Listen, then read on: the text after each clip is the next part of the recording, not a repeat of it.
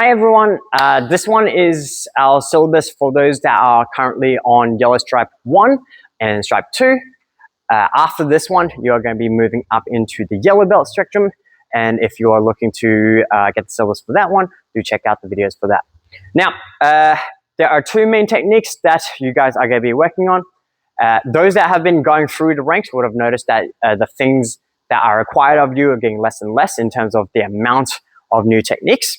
This is because we want to make sure the foundation is strong at the start, and as you go higher and higher, you've got more complex things, and you're expected to remember, get good at all the things at the start as well. So all your basic front kicks, roundhouse kicks, side kicks, all those types of things, and then your basic kata, blocks, all those. So two extra techniques for you guys to work on. Number one is your back kick, and second one is going to be your straight elbow.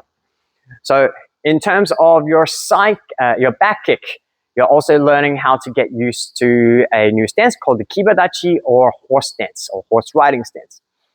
In order to do this properly, best way to find it is get a line and your both legs are on it. The horse riding stance is very similar, in fact a close cousin to your shikodachi. Only main difference is instead of pointing it out and dropping down wide like this, I am going to get my knees pointing forward now, and I'm going to do it low down from here. You'll notice that you don't go as far. You'll get a little bit of tension in the side of your ankle this way. Now, the reason why we have this one is mostly to turn and able to get any type of spinning kick. You want to get into position like this first.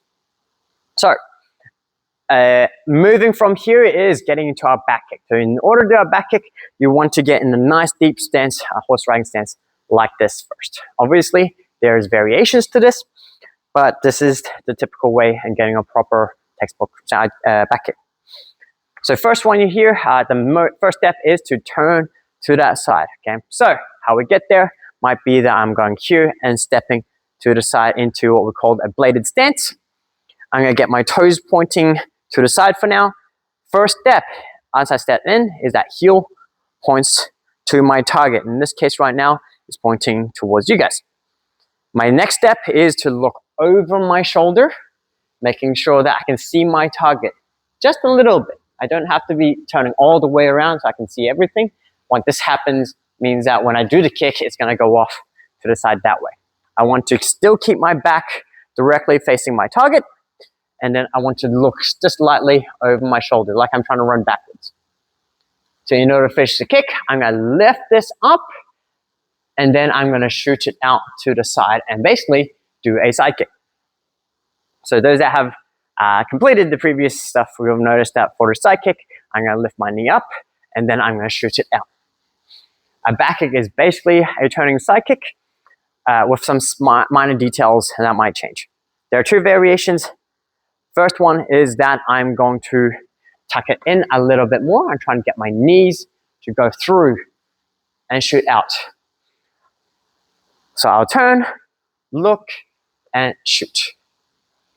Depending on what I want to do with it, I should still maintain that balance in that standing leg, but most of the times I won't be able to pull it back. I should be stepping back here again.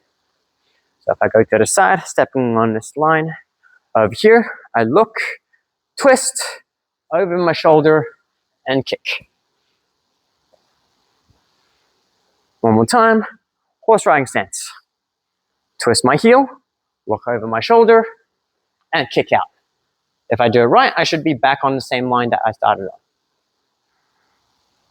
on. Second one is our straight elbow. You would have done this many times already in your Gekisai by ich and knee.